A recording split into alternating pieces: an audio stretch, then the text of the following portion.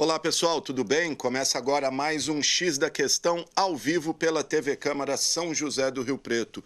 E você pode participar com a gente enviando sua mensagem para o nosso WhatsApp, o número está aí na tela, é o 99163-7905. E nós temos o telefone aqui da redação da TV Câmara também, 3214-7766, e o nosso e-mail, gama@riopreto.sp.leg.br. Lembrando que estamos ao vivo também pelas nossas redes sociais, estamos lá no Facebook, como Câmara Municipal de São José do Rio Preto, e também no YouTube, como TV Câmara São José do Rio Preto. Aproveita, curta, compartilhe nossas páginas, é muito importante para a gente. Bom, e no programa de hoje nós vamos falar de eleições e a atual conjuntura política do Brasil.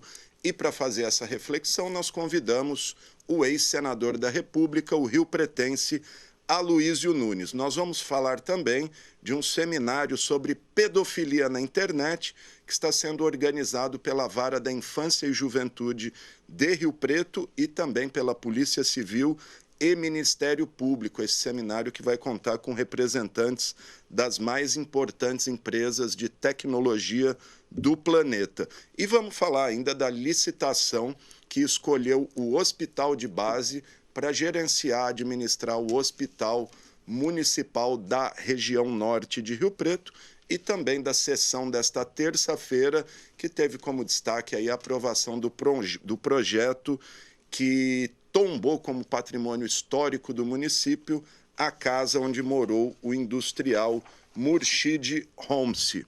Bom, mas nós vamos começar o programa de hoje falando de política e eleições 2022. E para fazer essa reflexão aqui com a gente, convidamos o ex-senador, ex-chanceler, ex-ministro da Justiça, o riopretense Aloísio Nunes Ferreira Filho, a quem desde já eu agradeço pela gentileza de ter atendido o nosso convite. Senador, obrigado aí mais uma vez. Então, queria que o senhor começasse fazendo uma reflexão, como que o senhor tem analisado o atual cenário político-eleitoral do Brasil, o senhor que viveu intensamente a política brasileira nos últimos 40 anos, combateu a ditadura de 64, o golpe de 64, foi exilado na França e voltou no processo da anistia, se elegendo deputado estadual, deputado federal. Enfim, o senhor ocupou aí quase todos os cargos que um político brasileiro pode ocupar. Obrigado, senador. Obrigado, Alexandre. Muito obrigado pelo convite. Um bom dia a todos vocês que estão nos ouvindo aí. Como é que eu estou vendo esse panorama político? Bom, é claro que a eleição que mais chama atenção nesse momento é a eleição presidencial. Embora a eleição do Estado, pouco a pouco, vá ganhando também um grande relevo na atenção dos eleitores, como não podia deixar de ser. Eu participei, Alexandre, de várias eleições presidenciais, como militante político, né? E uma vez até como candidato à vice-presidência. Nas eleições de que eu participei, nas quais eu militei, demora um pouco até chegar à definição final. Quer dizer, o quadro político vai se decantando pouco a pouco até que sobressaem os dois principais protagonistas, não é isso? Se lembra da eleição em que Collor, por exemplo, foi eleito presidente da República. Havia uma multidão de candidatos e, de repente, as coisas foram afunilando, até que ficaram três: Collor, Brizola e Lula. Não é? Foi indo até que ficaram os dois, Lula e Collor. Então, esse é um processo político que vai demorando até se consolidar. Claro que as campanhas eram mais longas do que essa. Hoje, essa campanha é muito curta. Você imagina, a campanha mal começou oficialmente e daqui a 40 dias já tem o primeiro turno. Mas o fato é que, dessa vez, o cenário do eventual segundo turno já se configurou ainda bem antes de começar a campanha. Nós já sabemos quem vai estar no segundo turno. Bolsonaro e Lula. Não há muita dúvida mais, né? A hipótese de uma terceira via ela se frustrou, nunca conseguiu ficar de pé, né? Então, hoje nós já estamos vivendo um eventual segundo turno, podendo a eleição se decidir no primeiro turno, inclusive. As pesquisas dizem que a possibilidade do Lula ganhar no primeiro turno está no radar. Não é que é uma coisa muito provável, mas é possível, né? Então é isso, a campanha já está colocada, com as duas opções. É Lula ou Bolsonaro, não há dúvida nenhuma, né? Eu respeito muito a candidatura da Simone Tebet, da senadora Soraya, mas do candidato pelo Novo, que também, mas que não vão. O fato é esse, né? Eu cheguei a participar de uma campanha eleitoral em que o candidato não tinha a menor viabilidade, foi uma luta tremenda chegar até o final. A campanha do Ulisses, com o Ulisses, que foi um dos grandes políticos do Brasil. O Ulisses não saía do lugar, chegou no final com 4%. Né? Então, é isso, é essa opção. Eu já tenho a minha opção, eu vou votar no Lula no segundo turno, no primeiro turno, aliás. Mas as candidaturas alternativas, o Ciro Gomes está aí, é o mesmo Ciro Gomes. Eu vi na televisão ontem, não tem nada de novo, aquela coisa. Eu não consigo aprovar no Congresso, vou chamar um plebiscito. Ora, o plebiscito tem que ser aprovado pelo Congresso, é o que diz a Constituição brasileira. Não dá para você inventar um caminho. Tem um programa, uma série de ideias interessantes, algumas meio que eu não concordo, mas uma série ele tem propostas. Só que não tem como implementar essas propostas, porque é uma candidatura isolada, só ele e o partido dele, né? Então, a coisa está colocada entre o Lula e o Bolsonaro, e é assim que nós vamos até a eleição. Sem dúvida. Senador, pela primeira vez, desde as primeiras eleições diretas para presidente, em 89, o PSDB, o seu partido, não tem um concorrente na cabeça de chave. Eu queria saber o que aconteceu com o PSDB que por anos, aí, por décadas, foi protagonista, rivalizou com o PT ali, o comando da política nacional. O que aconteceu com o PSDB e por que o senhor optou por votar no Lula no primeiro turno? Porque a despeito do PSDB não ter candidato a vice, está numa federação ali com o MDB, com a Simone Tebet. Uhum. Bom, o PSDB não tem candidato à presidência da República porque não tem posição política.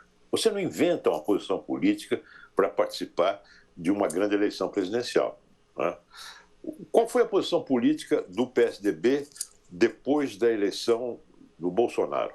Nós tivemos um candidato, o candidato foi mal, o Geraldo Alckmin, também uma candidatura muito difícil naquele momento. Apesar de todas as qualidades do Geraldo Alckmin, ele não conseguiu emplacar uma candidatura presidencial.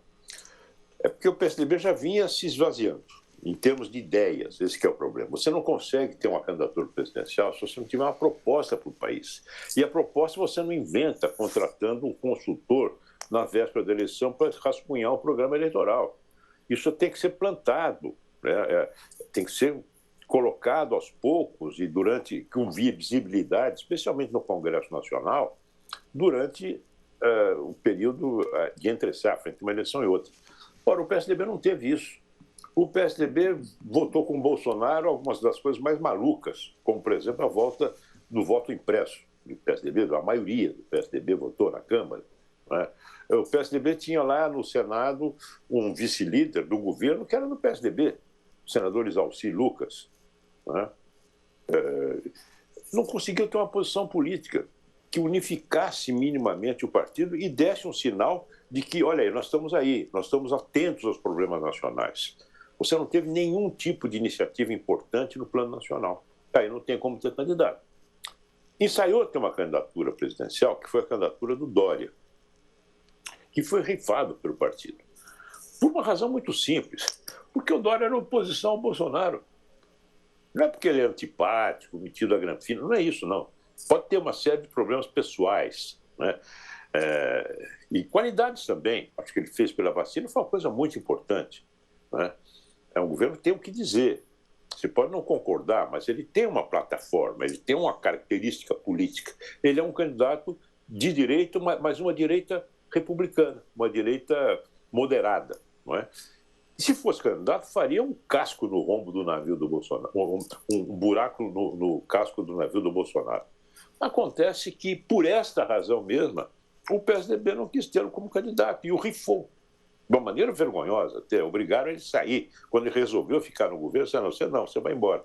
Uma coisa horrorosa, né? Alguns dos mais ferrenhos adeptos da candidatura dele na prévia foram os primeiros a colocá-lo para fora.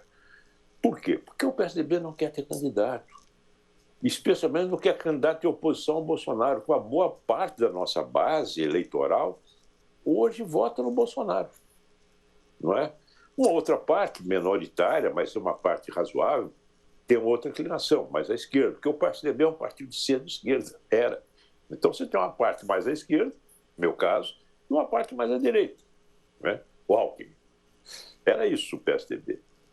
Hoje perdeu qualquer característica, não quer ocupar, não quer dar um recado claro sobre o que é. Então você tem um candidato em São Paulo que está com a Simone, no Rio Grande do Sul também. Tem um candidato em Minas que está com o Ciro. Você tem um candidato no Mato Grosso do Sul que está com o Bolsonaro. Então, não é mais um partido nacional. Se você não é um partido nacional, você não pode ter candidato à presidência da República.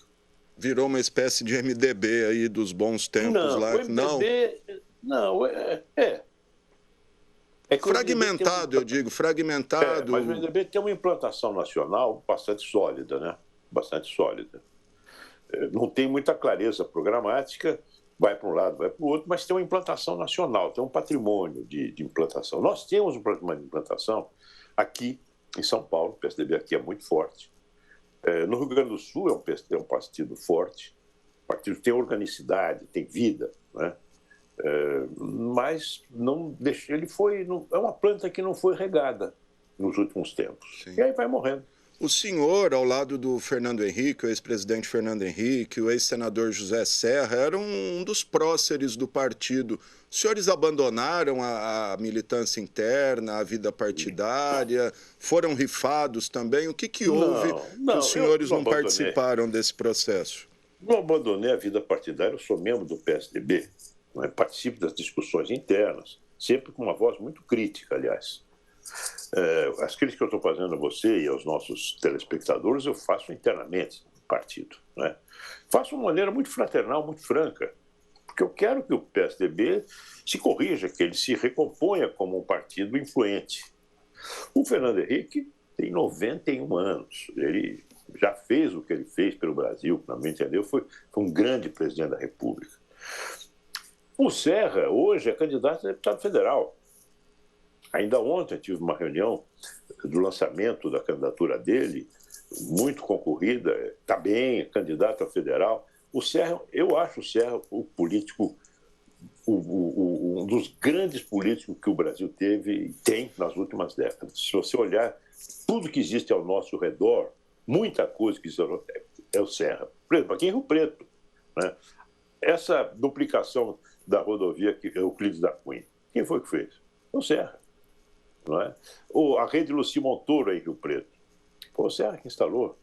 O Serra teve uma atitude, foi um grande ministro da Saúde. Você imagina o que ele fez para quebrar a patente dos genéricos, dos remédios contra a AIDS, na própria criação do Sistema Único de Saúde, o SUS, que o espectador mais jovem não tem ideia da importância disso, porque antes do SUS, quem não tinha carteira assinada era indigente, não é?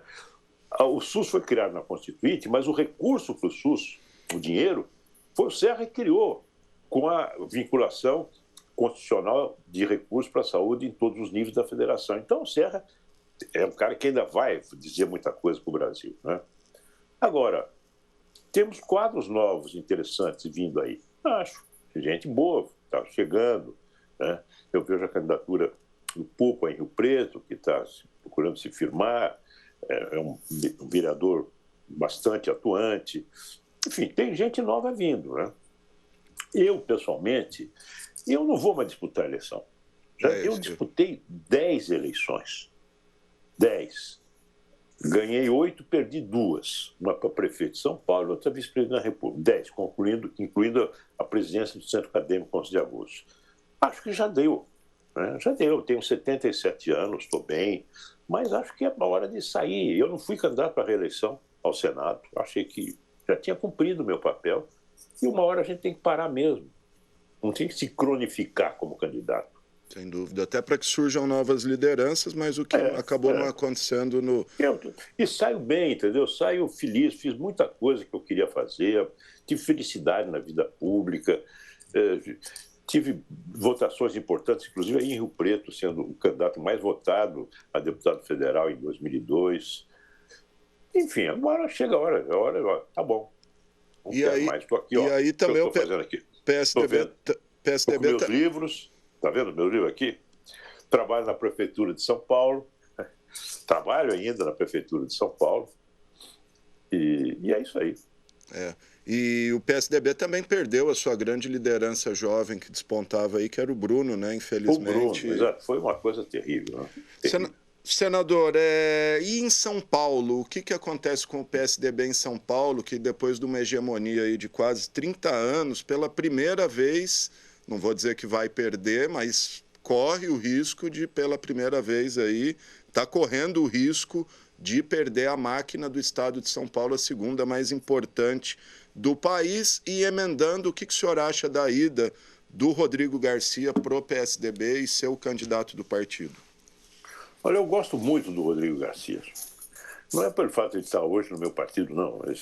Ele, quem o conhece, quem conviveu com ele na vida pública, sabe que ele é um sujeito extremamente disciplinado, corajoso, conhece o Estado de São Paulo, conhece a administração pública a fundo, pelos cargos que ocupou em mais diferentes setores da administração paulista.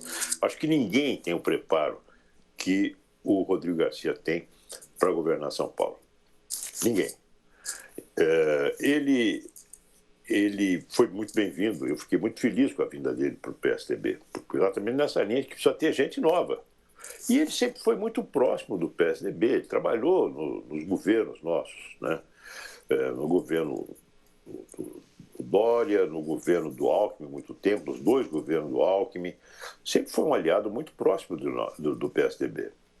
Acho que a eleição em São Paulo vai ficar, acho eu, entre o Haddad e o Rodrigo Garcia. Acho eu. Eu não acredito muito nesse transplante de político como está sendo tentado aí com esse Tarcísio. Não acredito. O Tarcísio não tem a menor ideia, ele não sabe. Pode ser um ser inteligente, preparado, estudou no colégio militar. Eu até cheguei a conviver com ele pouco quando era ministro no governo Temer, e ele trabalhava numa área de parcerias, PPPs, né, no governo. Cheguei a participar até de algumas reuniões com ele, fiquei bem impressionado. Mas tudo bem, mas ele não é alguém que, de repente, ele está cumprindo tarefa. O Bolsonaro vai ser candidato em São Paulo. Ele está aqui, se plantou em São Paulo, dizendo, olha, eu estou aqui, vocês não deram conta de resolver os seus problemas, mas eu estou aqui para resolver, como se fosse um super-homem. Baixa um pouco a bola, Tarcísio, não é assim não. São Paulo tem gente boa, gente preparada, gente que conhece o Estado e que ele não conhece, né? Então, ele tende a grudar no eleitorado do Bolsonaro. Não sei se vai levar todo o eleitorado do Bolsonaro, que é grande em São Paulo, porque também o eleitor não vota automaticamente. O cara é do Bolsonaro, eu voto no Bolsonaro para presidente, vou votar nele para governador. O eleitor está muito esperto, muito sabido. Não é mais assim, analisa as coisas, né? Eu ando aqui da minha casa até a prefeitura, eu tenho um ônibus que me serve muito bem aqui, que é o Cardoso de Almeida. E eu fico ouvindo as conversas. E muitas vezes me identifico, outras vezes não. O que o Data Busão tem dito aí em São Paulo? O Data Busão diz isso, que o eleitor, primeiro, é muito, muito grande para quem anda de ônibus, o voto no Lula, né? E segundo, essa coisa, vamos ver quem é o melhor, eu já ouvi muito disso, ainda ontem. Pô, mas quem é esse Tarcísio? Será que ele vem aqui? Como é que é? Entendeu? Porque não... o eleitor começa a fazer essa diferença. Eu me lembro, Alexandre, numa campanha, o Fernando Henrique candidato à reeleição. Nós tínhamos na nossa coligação, havia 2 candidatos a governador, Mário Covas e Paulo Maluf. Ambos apoiavam o Fernando Henrique. Não é? Ganhou o Mário Covas. Mas o fato é que não existe um automatismo entre o candidato à presidência e o candidato a governador. Isso é muito Se engana quem acha que o eleitor é simplesmente uma máquina, você aperta o botão e sai o resultado. Perfeito. Falar um pouquinho da saída do Geraldo Alckmin do PSDB para ser vice do Lula, né? Numa composição aí que há um ano atrás seria impensável para qualquer um. O PSDB perdeu a chance de manter o Alckmin, tentar, enfim, negociar ali, ou não tinha mais clima para o Alckmin no PSDB? E como que o senhor vê aí ele, como que o senhor analisa essa escolha dele de ir para o PSB para ser vice do Lula? Não conversei com o Alckmin nessa fase que ele estava para sair do partido, não estava. Era evidente, eu sabia, claro, que havia um problema entre ele e o governador Dória. Isso era uma coisa evidente, não precisa estar por dentro dos bastidores para saber que havia lá uma indisposição. Por outro lado, o Alckmin foi sempre muito próximo ao PSB de São Paulo. Tanto é que o Márcio França foi vice-governador. Ele era o governador e o Márcio era o vice. Né? Tem um diálogo muito bom nessa área. Agora, acho que foi uma decisão muito boa do Lula convidá-lo, porque o Alckmin é alguém que vai ajudar o Lula no governo, se o Lula for eleito, e na interlocução com setores da sociedade mais ligados à vida no interior, setores que não eram próximos eleitoralmente do Lula, que ele pode agregar com isso. Né? É uma demonstração por parte do Lula também de abertura para ir além do PT, fazer um governo que não seja um governo exclusivamente petista, mas um governo de amplo espectro de apoio político, econômico e social, como eu acredito que deva ser o governo dele se ele for eleito. Precisa ser assim, não tem outro jeito. O Brasil não pode continuar essa polarização estúpida que nós estamos vivendo. Tem que ser um governo amplo, como foi, aliás, o primeiro governo dele. O primeiro governo do Lula foi assim. Nós não participamos, nós do PSDB, no governo dele, mas ele muitas vezes tratou conosco de coisas importantes para aprovar no Congresso Nacional. Eu mesmo, muitas vezes. Então, eu acho que foi uma boa escolha. É um candidato de centro democrático, e que amplia a base da candidatura do Lula. Um verniz liberal aí, vamos dizer assim, né? Na entrevista de ontem no Jornal Nacional, o Ciro Gomes fez críticas ao que ele chamou do presidencialismo de coalizão, que é o que vem aí no Brasil desde 89. E ele fez críticas a isso, disse que se for eleito, ele vai tentar acabar com esse presidencialismo de coalizão. Enfim, não explicou direito ali, falou de plebiscitos e tal. O que o senhor acha? O Brasil tem alguma alternativa fora desse presidencialismo de coalizão? O Brasil está preparado para um parlamentarismo, de repente? Eu não sei muito bem como você caracteriza, do ponto de vista da ciência política, um presidencialismo de coalizão. Porque coalizão é sempre necessário para governar, menos que você tenha um partido com a maioria absoluta, que é muito raro acontecer, e é cada vez mais difícil de acontecer, né? Com a difusão dos meios... Impossível, né? Praticamente impossível. É praticamente impossível. É sempre uma coalizão. Em todo o país. Você pega nos Estados Unidos, você tem dois grandes partidos, republicanos e democratas, não precisa fazer coalizão. Agora, vai na França, vai na Itália, vai em Israel, vai em qualquer lugar. Você tem país democrático, tem várias opções. Para governar, você tem que ter uma maioria. Se a maioria não sair da urna, você tem que negociar, discutindo um programa para ter Eu acho que o presidencialismo no Brasil hoje não é um presidencialismo de coalizão, é um presidencialismo de avacalhação. É diferente. Quer dizer, é gente que se junta em torno de um presidente para dividir setores, lugares na máquina pública, sem nenhuma ideia de programa, sem nenhuma ideia programada, sem nenhum projeto do país. Nós, Fernando Henrique, nós tivemos uma coalizão. Nós tivemos conosco o PFL, que aliás é a coligação principal, tivemos o MDB, na época era o PMDB, nós éramos o PSDB, fizemos uma coalizão. O outro PTB participou da nossa coalizão, da base do governo, mas nós tínhamos um programa que o Fernando Henrique implementou, um programa importante para consolidar o Plano Real, as reformas todas que vieram, né? O que está acontecendo hoje é uma avacalhação completa.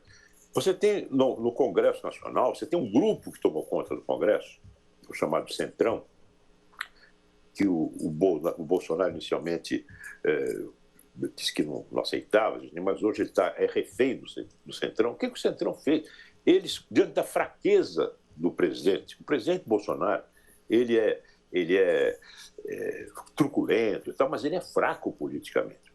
Fraco porque não tem nada na cabeça, não tem nada para propor de sério para o Brasil. Essas bobagens de arma, cloroquina, besteira. Então, então ele é fraco politicamente, precisa de ter gente lá, senão ele é derrubado, fazia o impeachment dele. E o que acontece? Essa turma tomou conta do governo, do miolo do governo, não apenas de cargos importantes, não é? Como, por exemplo, a Casa Civil, mas, sobretudo, do orçamento. O orçamento hoje é absolutamente controlado por essa maioria parlamentar que se organizou em torno do presidente da Câmara e outros. Essa gente controla quase toda a verba que o presidente tem para gastar implementando o seu programa. Investimento, né? Investimento, está tudo na mão deles. Tudo. Entendeu? Para fazer qualquer coisa tem que pedir licença para o Arthur Lira. Essa é que é a situação no Brasil hoje. Né? Sem nenhum critério, orçamento secreto. Como já se viu, orçamento é a alma da vida do parlamento, de uma democracia representativa. É quando os representantes do povo escolhem o que se vai fazer com o recurso que se coleta através de impostos. Não é? Tem uma boa parte que é secreta. Emendas de relator, uma coisa absurda. Então tem que desmontar isso. Para desmontar, você tem que fazer uma outra coalizão, uma coalizão decente. Agora, o Ciro, ele fala uma coisa que é uma fantasia política. Ele diz, eu não tenho maioria, vou fazer plebiscito. Mas o plebiscito tem que ser aprovado pelo Congresso. Está na Constituição brasileira. Não é o presidente que chama um plebiscito. Quero fazer um plebiscito. Tudo bem, quero fazer um plebiscito? Submeta a proposta ao Congresso. E se ele não tem maioria, não sai plebiscito. É uma coisa inteiramente sem sentido, né? Sem dúvida. O senhor falou de projetos, senador. Hoje, qual que seria a grande prioridade do país? Vamos dizer que o senhor fosse eleito presidente da República. Qual seria a sua meta aí em 4 anos? Qual que é a prioridade para o Brasil hoje? Bom, você sabe que essa eleição também tem uma coisa inédita, essa que nós estamos vendo agora. Pela primeira vez se discute a democracia, a solidez da democracia, diante de um presidente que ainda agora, no Jornal Nacional, diz que vai respeitar o resultado das urnas se e quando as eleições forem limpas. Aí perguntaram, e quem é que vai decidir se as eleições forem limpas? Sabe o que ele falou? As Forças Armadas. Isso não é papel das Forças Armadas. Isso é Então nós temos um presidente dessa natureza, que elogia torturadores, enfim, que tem arroubos antidemocráticos e não esconde as suas tendências antidemocráticas. Então, pela primeira vez, nós temos um componente de defesa da democracia, que é absolutamente vital no Brasil, eu acho. Mas eu acho que também, diferentemente de outras eleições em que a democracia esteve no centro, nós temos outra questão que hoje cada vez mais está no centro, que é a desigualdade, a tremenda desigualdade que existe sobre a qual você não pode construir uma democracia estável. Você tem que ter políticas importantes de combate à desigualdade. E aí, basicamente, educação. Não tem dúvida nenhuma. Educação, não só educação clássica, mas também educação digital. Hoje, sem acesso ao mínimo do alfabeto digital, as pessoas têm enorme dificuldade para trabalhar, para se inserir na vida, não só trabalhar, mas se inserir na vida. Né? Então, eu acho isso. O essencial é você ter um grande projeto para renovar, para estender, para qualificar a educação no Brasil. Essa é a chave, eu acho, do combate à desigualdade. Sem dúvida. Muito bom, gente. Estou conversando com esse senador, ex-ministro Aloísio Nunes, fazendo uma reflexão aí do estado de coisas que vivemos hoje. Senador, o ano passado, no 7 de setembro, a gente teve aquelas manifestações com tentativas de intimidação aí ao Supremo, etc. E muito tem se falado aí a expectativa do que pode acontecer nesse 7 de setembro. O que o senhor acha que pode acontecer? Podemos ter uma repetição daquele episódio, ainda mais considerando ontem esse mandado de busca e apreensão aí emitido pelo ministro Alexandre de Moraes a um grupo de empresários por uma conversa no Facebook, no WhatsApp. Até já emendo aí, se o senhor, como jurista, como ex-ministro da Justiça, considera correto esse tipo de ação ou só reforça a narrativa bolsonarista aí de que não tem liberdade no país, de que eles são perseguidos pelo Supremo? Então, já emendando essas duas questões aí.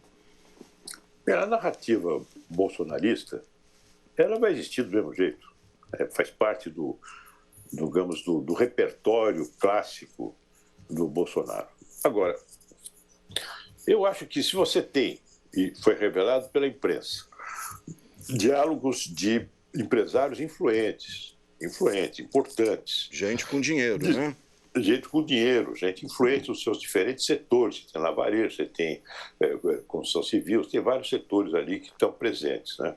Dizendo, ó, precisa ter um golpe no Brasil. Eu acho importante que o Supremo diga como é que é isso aí, vamos ver direitinho. Então, é uma investigação. Se não tem golpe nenhum, se é simplesmente jogando conversa fora, arquiva e acabou-se.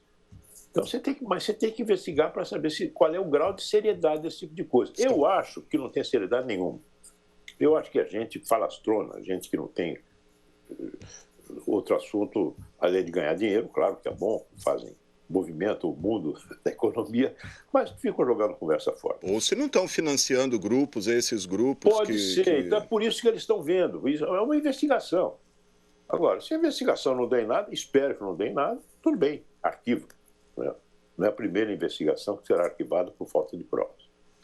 Bom, isso. Agora, não creio que o 7 de setembro vá dar margem outra vez a esse tipo de manifestação como houve no ano passado. Eu acho que o próprio Bolsonaro já percebeu que ele foi demais, entendeu? Porque tem uma parte dos seus adeptos que votam nele que não vão acompanhá-lo nessas maluquices. Então, acho que ele perde voto com isso. Porque o voto dele, do raiz, ele já tem, não vai mudar. Assim como o voto raiz do Lula não vai mudar. Vai ter alterações na margem, um para cá, outro para lá, mas o voto aí não. Então, esse tipo de manifestação translocada pode, sim, influenciar uma margem de eleitores que são mais da direita, mas que não querem golpe, não querem confusão. Então, não creio que ele vai repetir. Quem sou eu para dar conselho? Ele é presidente da República. Mas eu não creio que isso vai repetir, não. Acho que em negócio em matéria de pataquada, já ficamos felizes com o coração do Dom Pedro I, né? Que é uma coisa absolutamente ridícula. Ia perguntar, então, deixa eu fazer a pergunta. O senhor, como ex-chanceler, ex-ministro aí das Relações Exteriores, faria uma negociação dessa com Portugal para trazer o coração do Dom Pedro? Nenhum, né? Não tem sentido nenhum. Já houve uma tentativa de como é que chama isso? De aproveitamento político do cadáver do Dom Pedro. Sim, trouxeram os restos em 72, né? O Médici, né, ditador, sanguinário ditador Médici, trouxe o cadáver de Dom Pedro, que era na época em Portugal, havia uma ditadura em Portugal. Trouxe lá a ossada de Dom Pedro, aqui. Ele tinha sido sepultado digamos, no Mausoléu Real, em Lisboa. Ficou lá, mas o coração estava no Porto. Estava trancadinho lá numa caixa. Quietinho, 188 anos depois, Bolsonaro, vamos trazer o coração de Dom Pedro. Tudo bem. O que vai dizer o presidente de Portugal, que já teve 5 vezes no Brasil? O que vai dizer o primeiro-ministro de Portugal? Vai criar uma briga com isso? Não, quer o coração, leva. Não tem, mas eu acho uma coisa necrófila e brega. Sem dúvida. Senador... Senador... O Itamaraty não participou de negociação nenhuma. O ministro das Relações Exteriores, nesse caso, ele é ministro, ele cumpre ordem. Sim. O Itamaraty acho que não teve Eu jamais faria isso, pelo amor de Deus. Eu tenho medo danado de alma do outro mundo, já imaginou? Senador, rapidinho para a gente encerrar, a instrumentalização das Forças Armadas. As Forças Armadas estão avançando o sinal nas suas prerrogativas. Eles foram instados a isso, né? Eu acho, inclusive, um erro do presidente da época do Supremo, do Tribunal Superior Eleitoral, convidar o Ministério da Defesa para participar do exame do nosso sistema eleitoral. A gente tem gente civil competente para isso, as Forças Armadas também tem, mas não tem como você convidar oficialmente o Ministério da Defesa. Eles foram instados a isso, errado, acho. Claro, estão ocupando cargos, muitos cargos civis fora da defesa. E essa gente está bem, está ganhando o DAS, que é o nível salarial muito alto e tal. Agora, eu conheço bem os militares brasileiros, convivi com eles, tenho relações, alguns convivi no governo, tenho relações pessoais com militares muito graduados, né? Não vejo neles nenhuma disposição para dar o golpe. Sinceramente, não vejo. Que bom. Não vejo nenhum comandante de força metido nesse negócio. Não vejo, sinceramente, não. Eles têm medo de confusão. Setores das Forças Armadas. E polícia, senador? Polícias militares, motins isolados, há essa possibilidade, o senhor acredita aí de... Enfim. Opa, acho que a gente perdeu o senador aí, mas já estava no começo aqui. Caiu, Israel? Vamos ver se o senador consegue retomar aí a... Vamos ver se volta o senador, senão a gente avança aqui.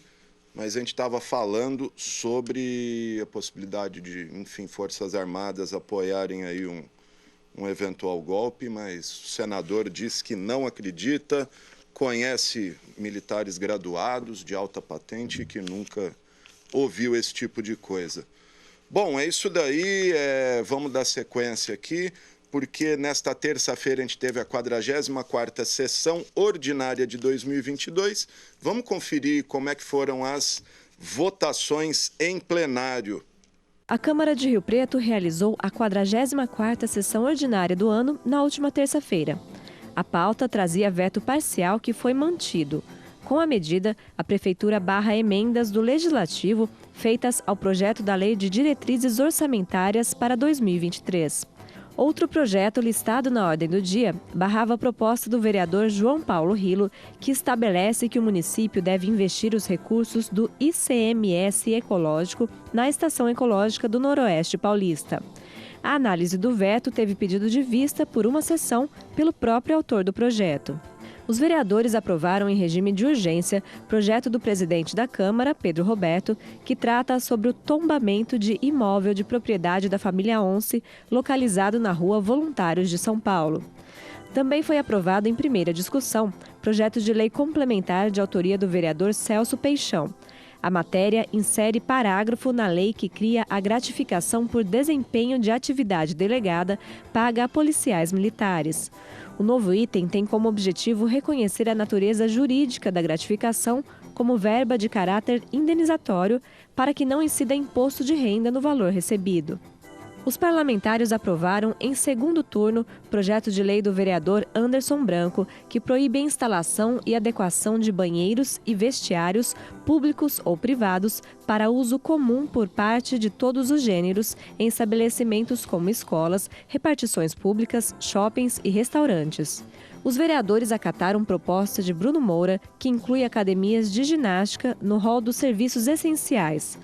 Também na legalidade, recebeu parecer positivo projeto de Paulo Paulera.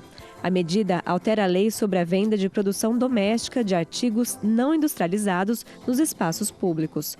Com a proposta, passa a ser permitida a venda de produtos alimentícios de produção artesanal, o que é vetado atualmente.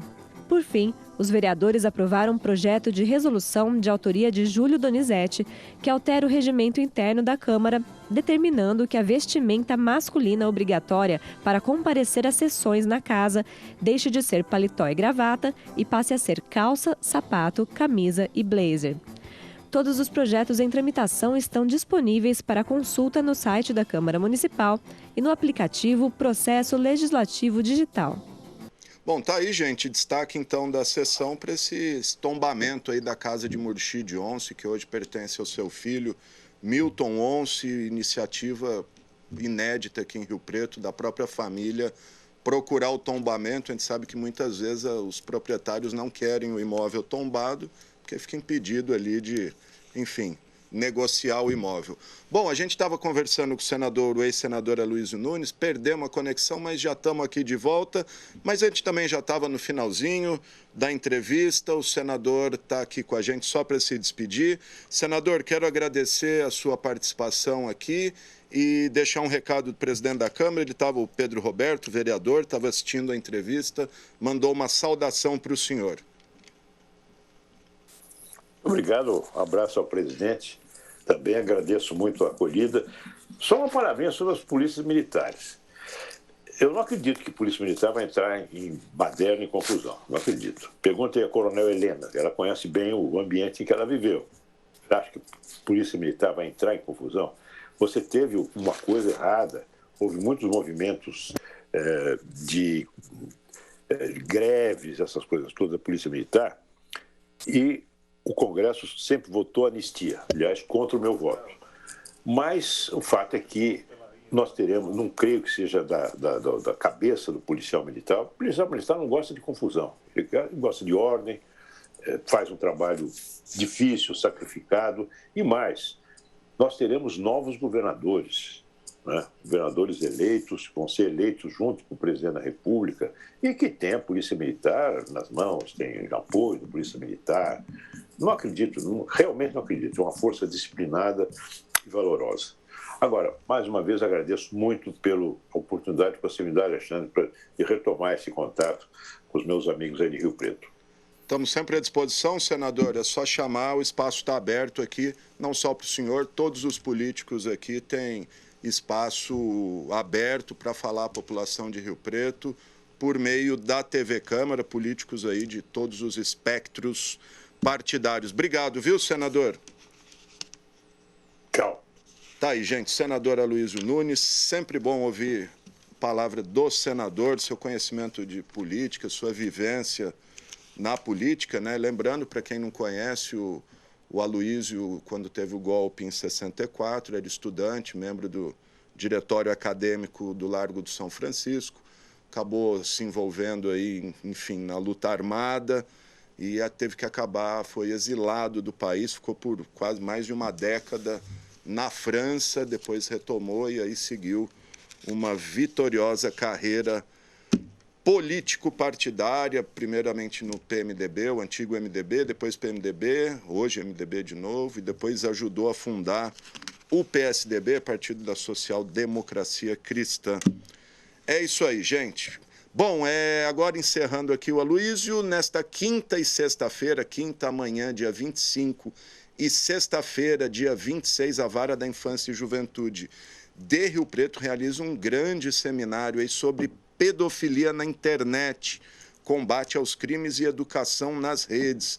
Esse seminário vai ter participação de representantes das principais redes sociais e aplicativos de conversa, né, como Facebook, Google, WhatsApp, TikTok, entre outros aí, e também vai ter a participação de representantes de ONGs como a Child Rescue e Ministério Público, Polícia Civil, e também do colega jornalista investigativo Maurício Ferraz, do Fantástico. Mas sobre isso, eu converso agora com o juiz da infância de Rio Preto, doutor Evandro Pelarim, que é um dos organizadores do evento. O doutor Evandro está aqui comigo no Zoom, quem eu já agradeço a participação. Obrigado, doutor. Bom, vamos lá, doutor.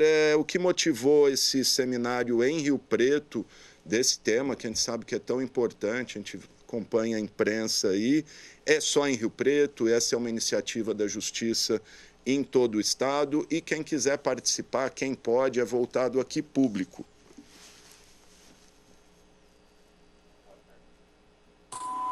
Perdão. Olá, Alexandre, todos que nos acompanham na TV Câmara. Nós fomos procurados pela Polícia Civil para fazer uma conjunção de esforços e promover um debate que nós estamos acontecendo agora com esse seminário a respeito desse tema. E, evidentemente, a Vara da Infância e Juventude tem, por princípio, as portas abertas e nunca negar nenhum convite, ainda mais um convite importante como esse, né? Então, nós somamos esforços à Polícia Civil e Polícia Científica, né, para a realização deste seminário. O objetivo deste seminário, como você já adiantou, né, é conhecer um pouco mais o trabalho de segurança das plataformas e redes, e demonstrando com isso que a internet é livre, mas também é protegida para crianças e adolescentes, e também, né, apresentar alguns aspectos jurídicos e investigativos em relação à pedofilia na internet. É bom que se diga, o objeto é bem limitado, é pedofilia na internet, né?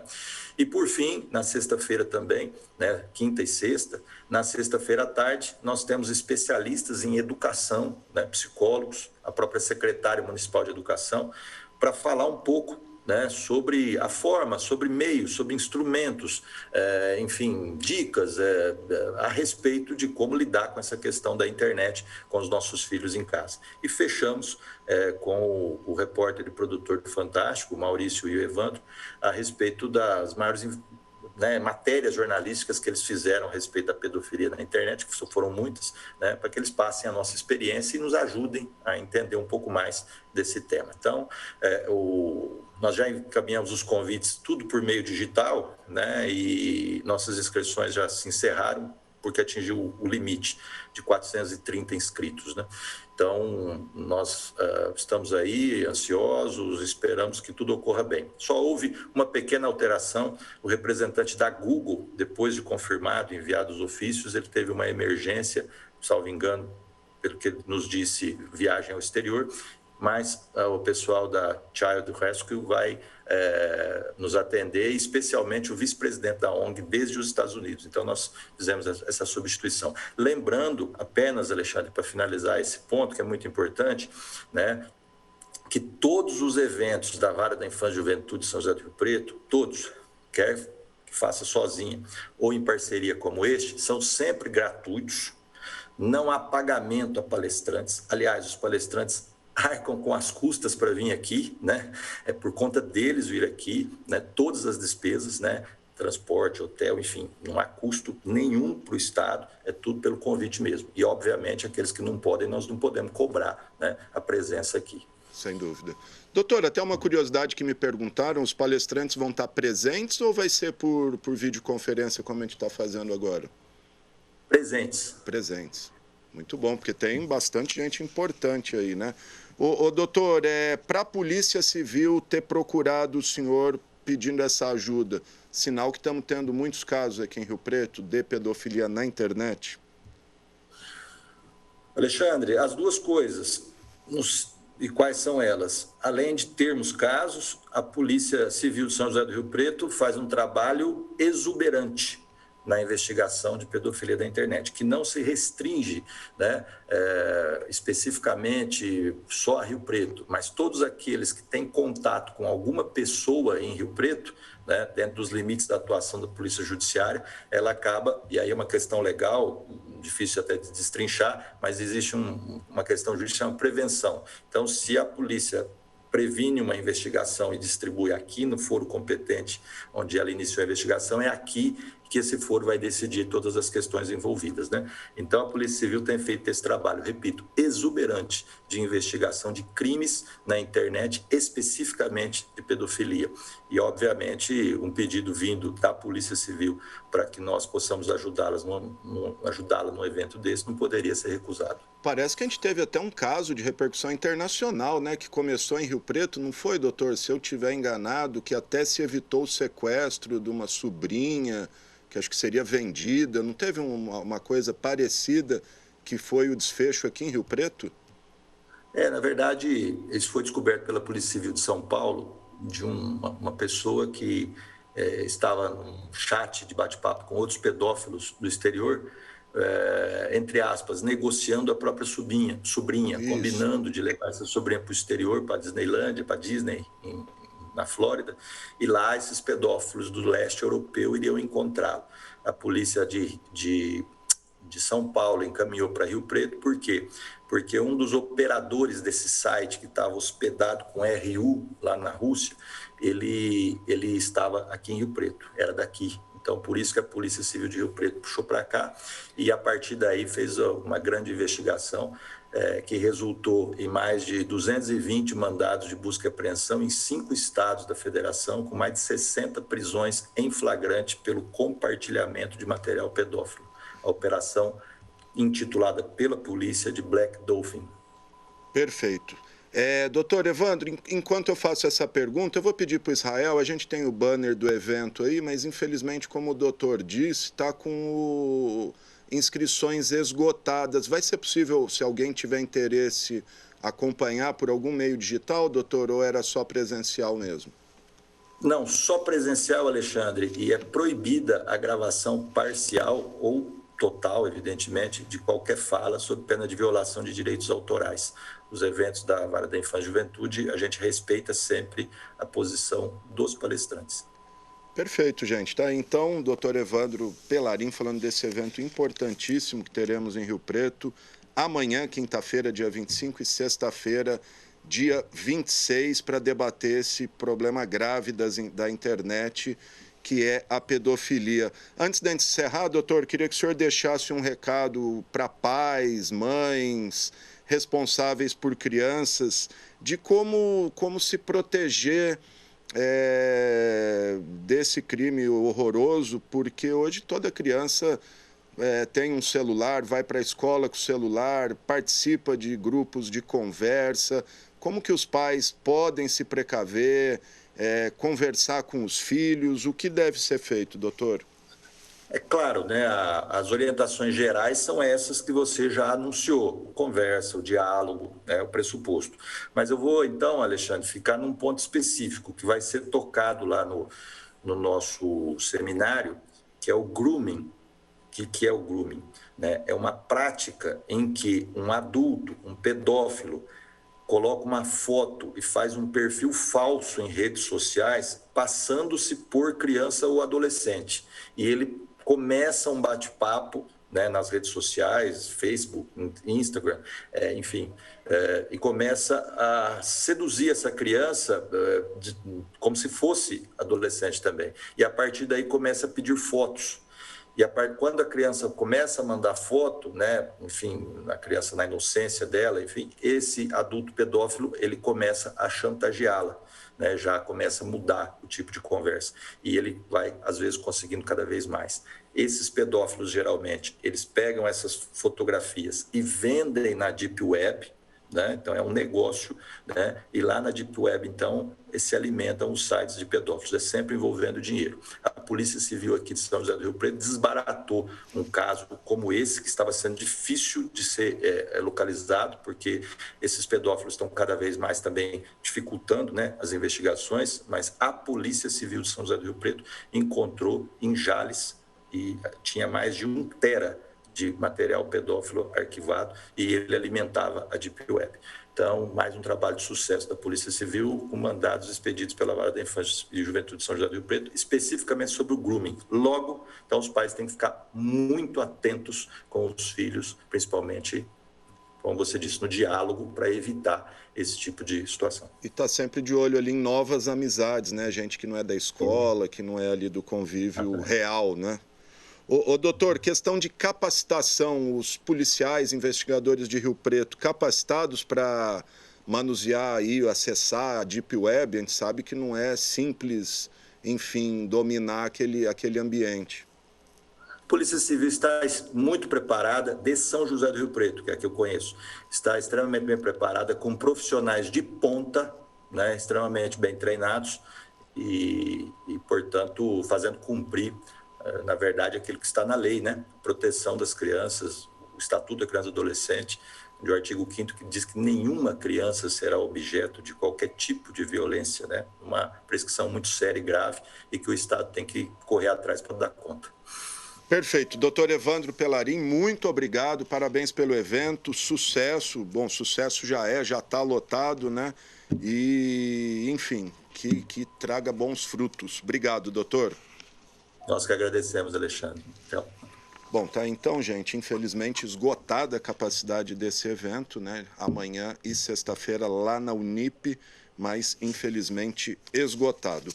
Bom, antes de encerrar, gente, só para registrar aqui que, enfim, já está aí em toda a imprensa, mas que saiu a organização social que vai administrar o Hospital Regional, o Hospital Municipal da Zona Norte de Rio Preto, né? O que está prestes a ser inaugurado, e a entidade escolhida foi a Fundação Faculdade de Medicina de Rio Preto, que é a fundação que administra o hospital de base, segundo nota emitida aqui pela Prefeitura de Rio Preto. Foram 4 instituições que apresentaram proposta técnica e preço, né?